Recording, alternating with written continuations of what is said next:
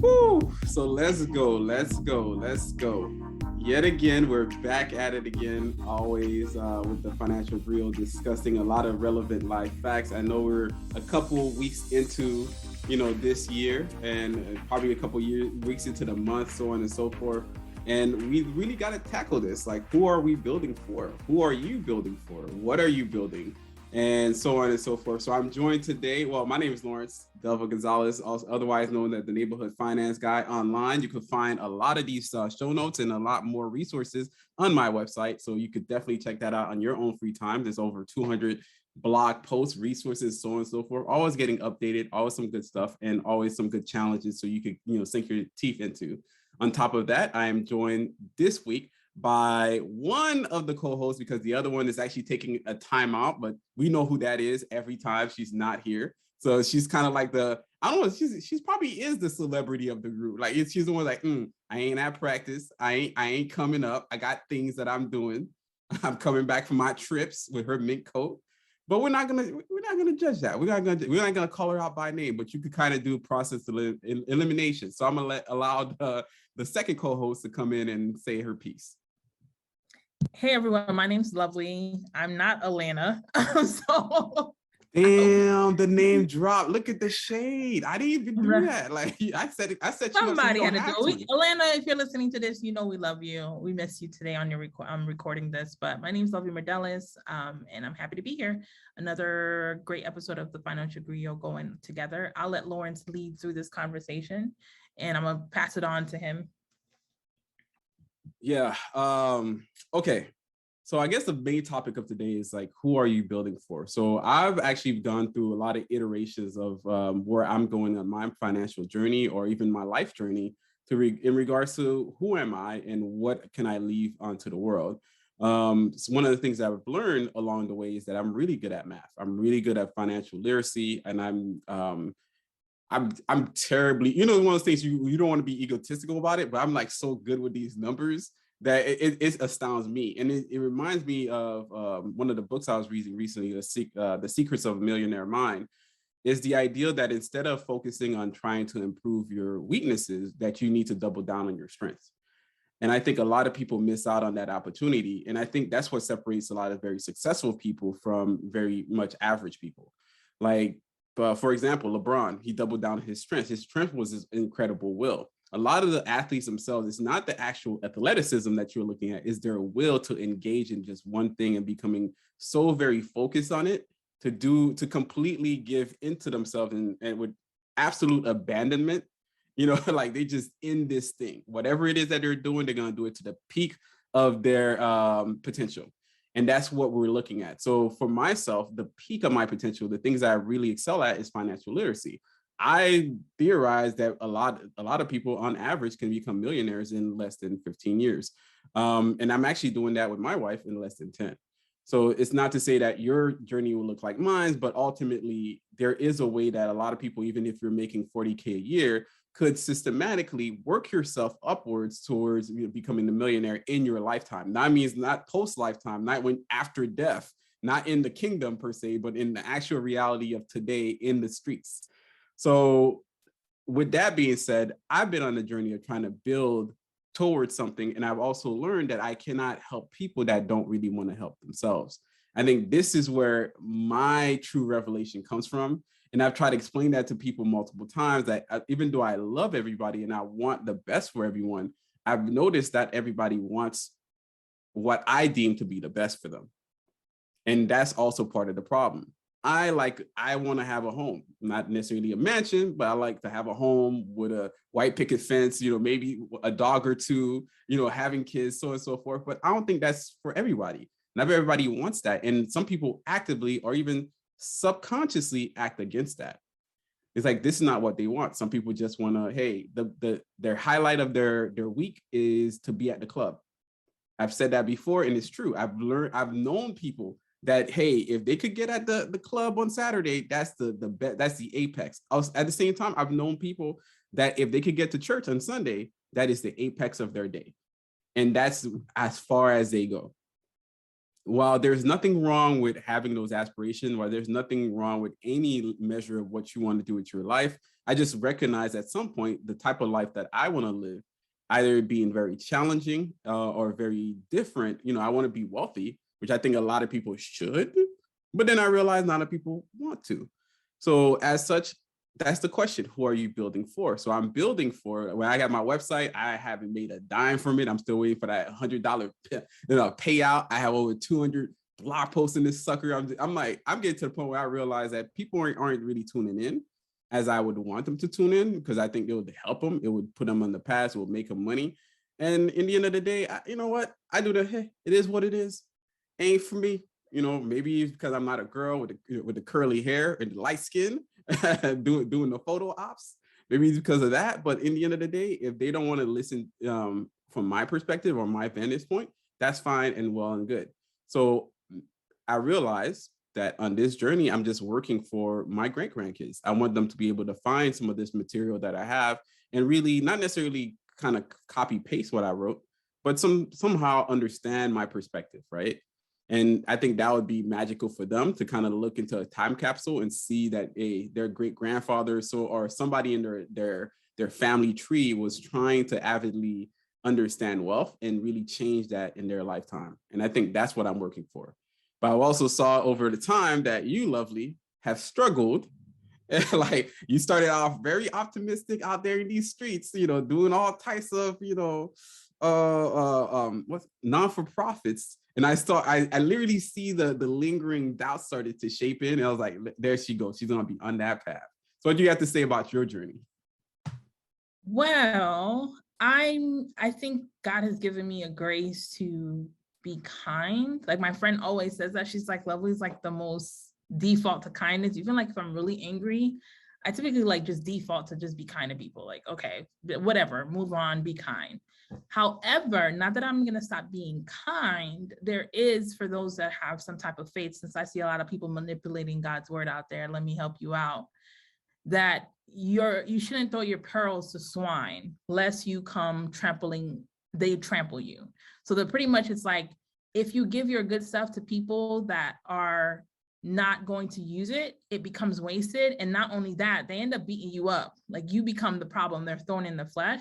So you might have pearls, but don't throw it out to other people. And so now I'm in that journey of, I was literally the last couple of weeks just asking myself, like, hey, do you know what the hell you're doing?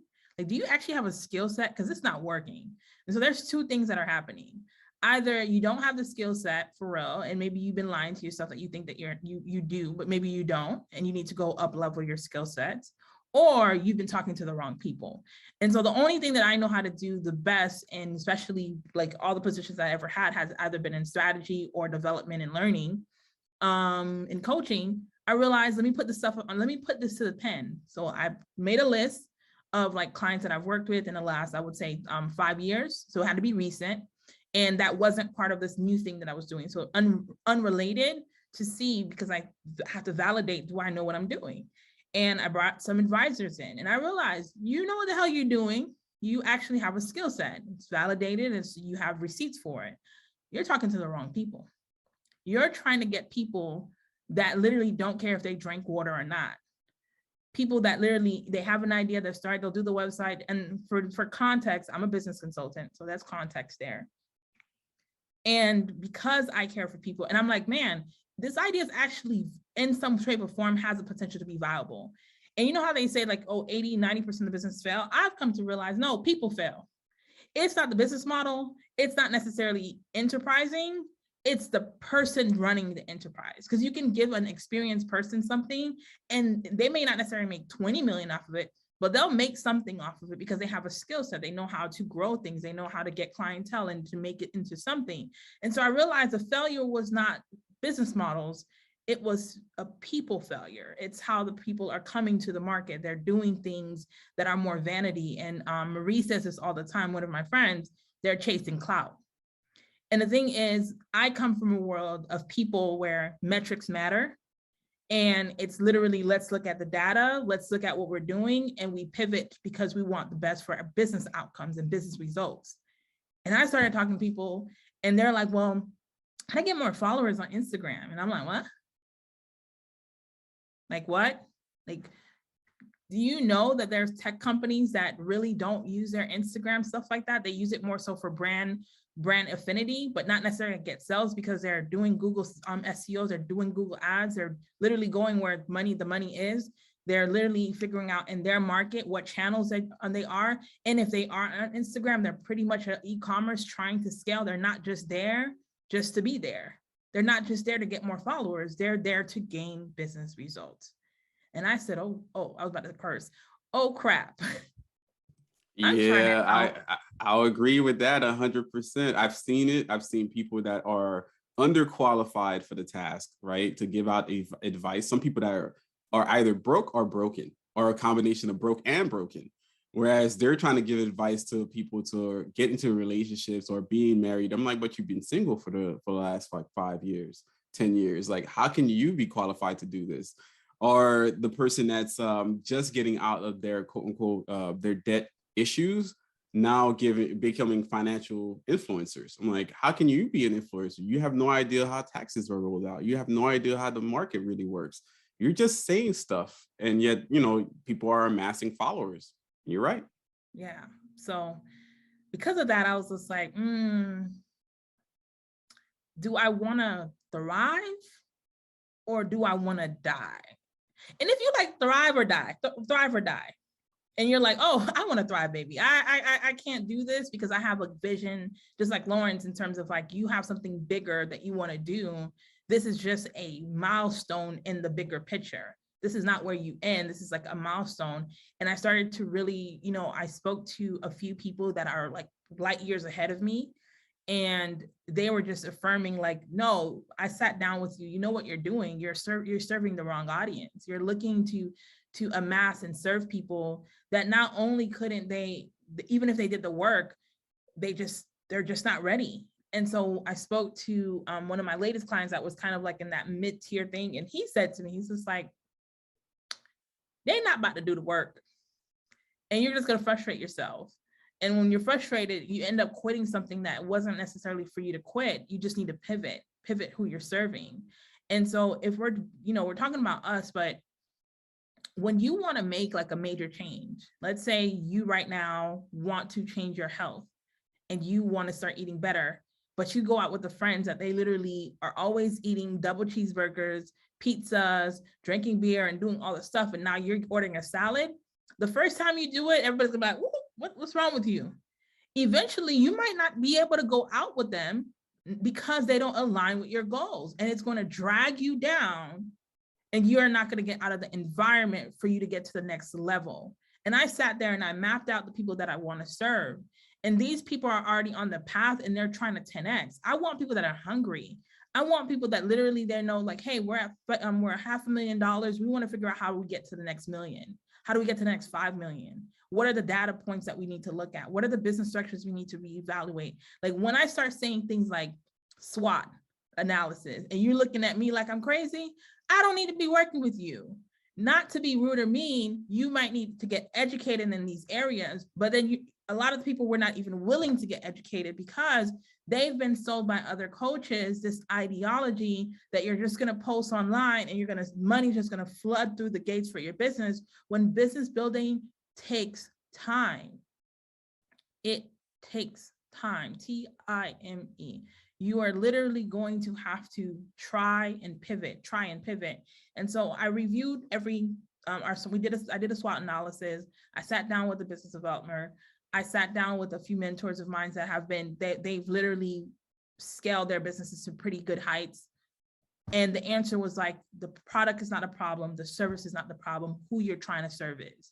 And you have to figure out, how do you want to get out of this? Do you want to stay here and complain and not work and be like upset? Or do you want to pivot? And actually, I have like people lined up for you that you can serve, because I didn't even know that you were doing this crap and why are you doing it? So those are things that you have to face as an individual, that you might want to change your diet, change your financial situation. You might not be able to go to every vacation with your homegirls anymore because you have a goal to buy a home, because you have a goal to save up and invest. You have to start putting yourself in environments of people that are going to scale you. The conversations were different, Lawrence. The conversations are different, audience. I'm sitting across people and I'm like, oh my gosh, I felt so good. Because we're actually talking about the things that matter.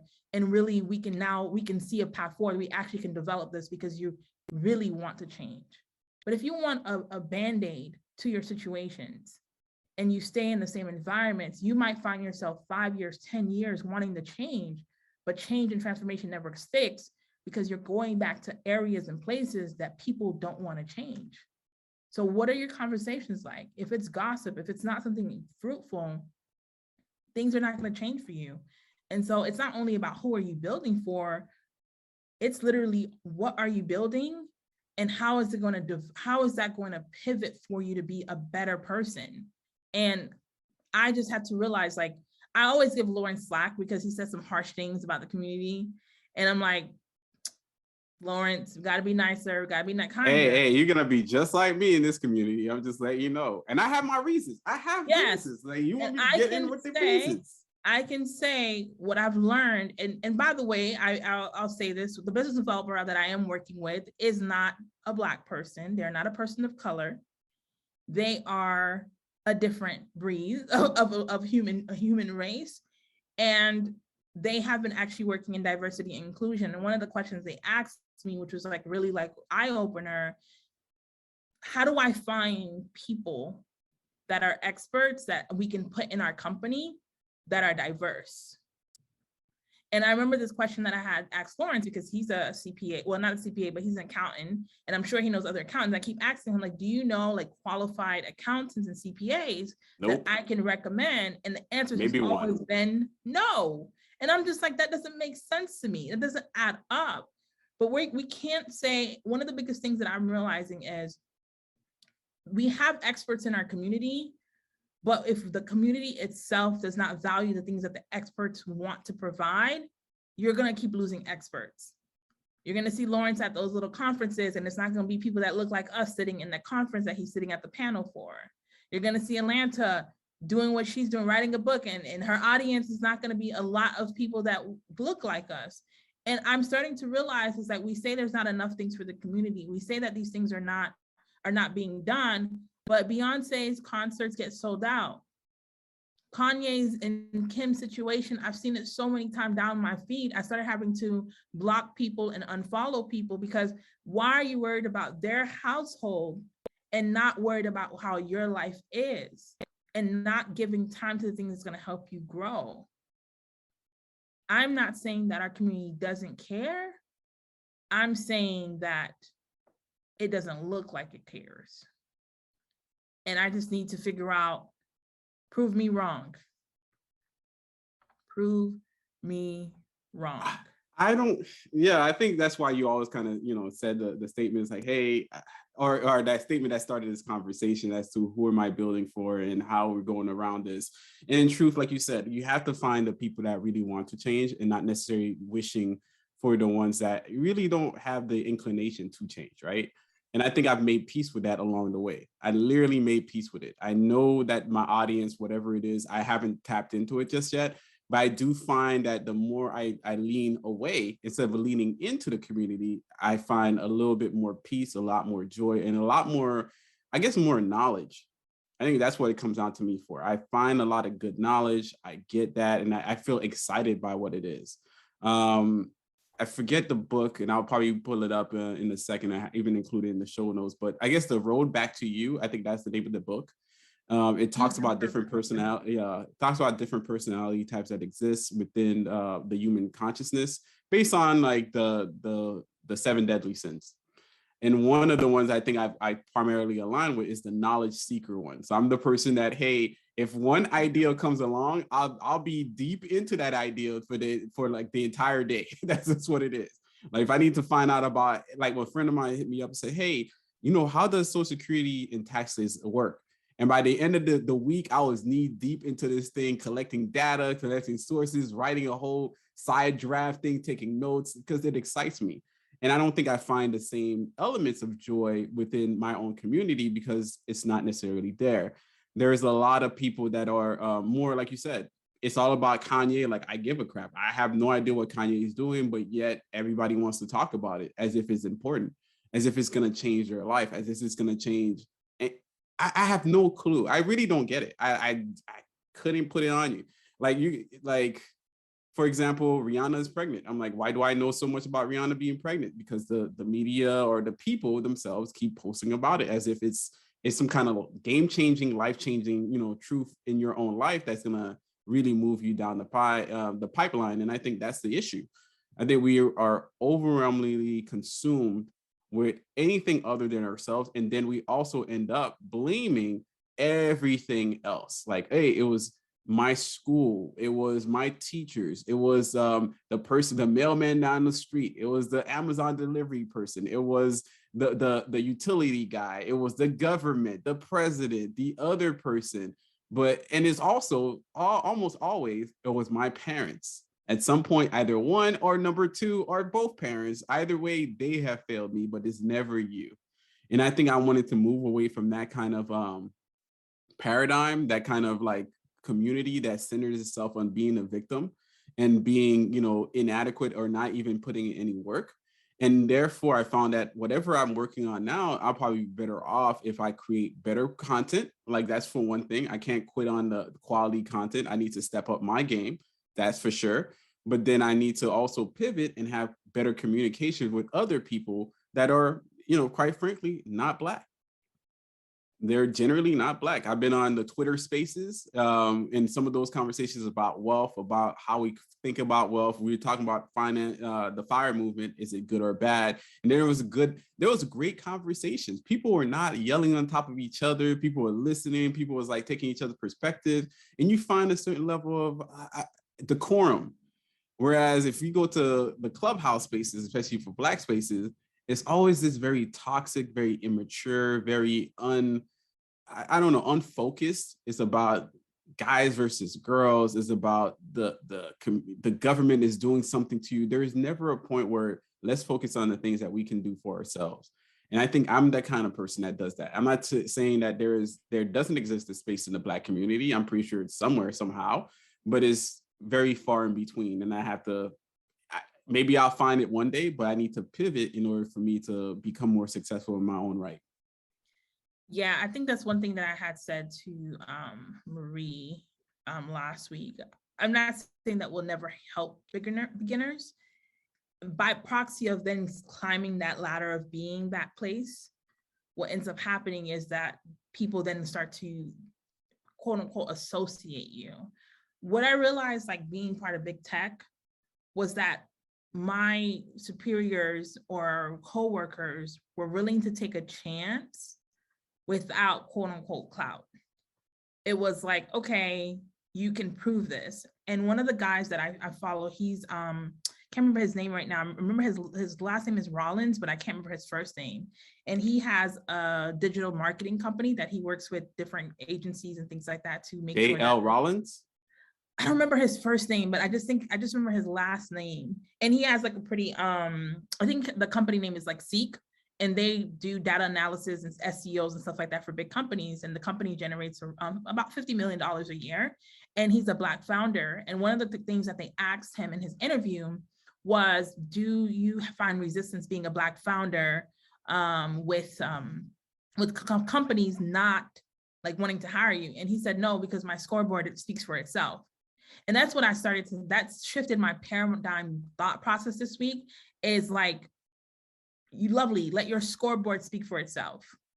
And if people down in the beginners, or they're always looking for like a savior, they're not understanding that you sometimes don't know someone, but it shouldn't be about, you don't make business decisions because, oh, I know this person all the time. You make decisions on the scoreboard because you're trying to get change and results.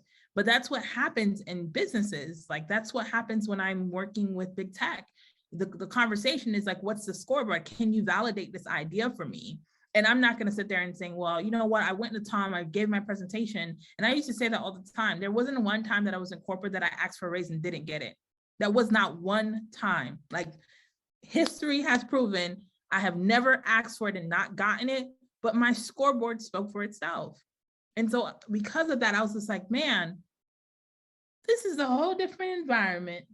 I'm looking at this environment. I'm like, whoa, you make a decision. You want to know how much my following is? You don't want to know like how much businesses that I've helped before to grow. You want to know how many people I have on my Instagram? Oh, okay, cool. You're not my client. Because I can give you a scoreboard. I could tell you about a specific agency or industry company and that we consulted for, and this was the results they had. So I guess, okay, now that we ranted a little bit, so I guess for a lot of different people that are actually tuning into this, which is rare and far in between. So if you're listening to this right now and you're literally like this rare unicorn that exists, just kind of like us, we're part of this community together and we're trying to figure out, and maybe I'm further along the way than you might be, or maybe somebody's listening right now that's further along the way as well. I would say for anybody that's starting out and starts realizing that there might be a little bit different from the rest, I would say focus on your knowledge building. At least I've realized that lately that I started listening to a lot more Audible books. I feel that, somewhere in there, I could find more relevant or even more impactful information that I can use. Focus on actually building. I think a lot of times we're worried about, or we're watching so many other people building whatever they're building, but I would say just build whatever it is. Post it out there, drop it out there, iterate on your way out. That's just the only way you can actually elevate in this day and age, and create yourself, create a new version of yourself that you're not familiar with. I think that's another thing that a lot of people are scared of when they're venture outside of their community. Who am I going to be in relation to that? And in truth, like I'm not really in my family no more. Like I'm not around them. I'm not hanging out with my friends, my close friends anymore, because I don't necessarily think that they want to address or shift their life in a way that I'm trying to shift my life. The biggest things that are on my plate right now is like, one, I want to, get a little bit more passive income, get a home, in 2023, have kids, get 2 dogs, travel more internationally. And if nobody's around me that wants to do that, that's fine, because in the end of the day, I'm not going to put my life on hold trying to appease to everybody else that's not really trying to move their life forward. I think that's where I'm at. That's where in 5-10 years, that's where I want you to be at as well, to consider that in this path that you're on, you're going to lose a lot of friends and family. And it's not like you're not going to be friends with them anymore. It's not like you stop being their family for some reason. It's just like you will find more happiness by moving forward and elevating yourself. You elevate by separate, but that's another thing. Yeah. And I think for those that are more emo, I always like what Alainta says, that is that you have to grieve it, right? So I was telling Lawrence, I'll just put it out there. Don't care what you think, because I'm definitely don't anymore. I'm just processing these things. I had like to cry out these tears, not because I don't think I was sad. I was more so like, yeah, I just want to die. Like, you really don't want to change and grow? And it was just like a shocker to me, because that's all I've been fighting for all my life. Like, you can ask my mom, like I was always a kid, like, buy me another book, buy me something so that I don't think the same. And when I go through failures or things, I literally am like, okay, what can I learn from this? Like all this, that's what I did. I did a SWOT analysis and I'm like, what can I learn from this? How do I pivot? How do I make this better? And how do I reach the right people? And what am I going to do in the next 90 days to really scale and grow? And I started to realize, man, they don't want to grow. And it was just like, oh my God. Like, what isn't measures doesn't grow. Just what it is. They don't want to grow. And it was like grieving. I don't know what I was grieving, but I was just like, whoa, there's people that would rather keep eating the way they are eating and die versus eating vegetables. Like, you're gonna die. Like, for real. And you don't want to change. And it did something to me, because it's like,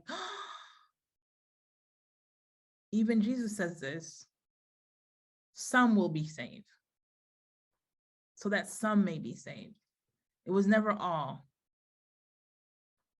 because some people don't want to be saved. Yeah. So I was like, oh my God, do you know how much peace you will have It doesn't have to always be chaotic. You can actually do better, and you don't want to do better. Maybe it's your fear. Maybe it's a different narrative, but we do have to look into the mirror and look at our values and make a change. And so maybe you're one of those people that says, you know what, I'm listening to you all, and I do want to make a change. I do want to pivot. What do I have to do? Purge your environment. Step 1. Grieve those who you will lose along the way, because not everybody's going to make it into that place with you. And you have to be okay with that. And I just settled with that. And then on Friday, I had my meetings, started to rebrand, restructure, make restatements, cancel things out, and figured out our weaknesses, figure out the opportunities that we have, threats that are killing us, and our strengths. It's what you do. And you pivot, and you align yourself for the greater good. And I'll come back in 5 years and probably tell you this was the best decision I ever made, because I can feel the weight of it off, because I don't want to drag anybody to anywhere. I want runners. I want people that's been running and telling me, hey, Lovely, you need to fix your form, because that's not a good way. Too much, you need better sneakers, because they're runners. They're actually out there on the trenches. I don't want people eating potato chips telling me how to run on a couch every day. I want runners. I want people that have broke through things and potential and great, and have literally scaled things up to monster sizes and sell it if they want to, do whatever they want to, but they've accomplished and moved past obstacles. Those are the people that I want to talk to. Not people that kind of want it, maybe want it. And it may mean losing some people along the way. It may mean changing my environment, but this is the path. So I won't call Lawrence mean and unkind anymore. His words are just more saltier than mine, but I think the same thread is happening. So nothing else for me. I think it's just part of the change of life that you have to go through. I think the reason I think this way or whatnot, maybe I'm a lot more direct with it, and maybe I've subconsciously tapped into it. But for us to change, willingly change from being poor, and I mean poor by class wise, we started off in the poor class, like literally in the underclass. Where around me, I had to explain that to people around me. I've never heard of anybody making more than 40K a year. That was the apex of Florida. That's what I like. If anything, a lot of people I knew was making a little bit under 30, maybe 35, but 40 was like you were living a great life if you were making 40K a year. And because of that, I couldn't see beyond it. And because of that, it limited my own growth potential. And I think that's what people are going to have to realize, that we need to get out these boxes and change. And that change is going to be pivotal. It's going to really kind of catapult your life to something better. It's going to be different. And then you're going to have to forcibly do this as a quote unquote poor person in order to become a very wealthy person. You have to make that shift. With that being said, my name yet again is Lawrence Delva Gonzalez. We appreciate you for listening to this conversation. I know there's a lot of content that we just kind of dropped on you. I would recommend this book, The Secret Mind of Millionaires. I think it's an amazing book. It's pretty good. Solid, read through, through Audible. It's not that much, like 4 hours or something like that. And it's going to give you a lot of things to chew and think about. Because in the end of the day, if you want to be wealthy, you're going to have to make a lot of changes, because if you're poor now, obviously it hasn't been working. So with that being said, I'll pass it over to my lovely co-host, who is also named Lovely by any chance. Okay, cool. It's always the adjective. I'll use that in my brand message one day, like lovely, lovely. It's me. But thank you everyone for listening. This is more so a session that I think you probably got into here, like how we usually talk and banter about things. But I hope you got a takeaway and take action, because without that, you're just another person talking. Talk to you soon. Thank you for listening to the Financial Griot podcast, powered by the Wealth Builders Collective.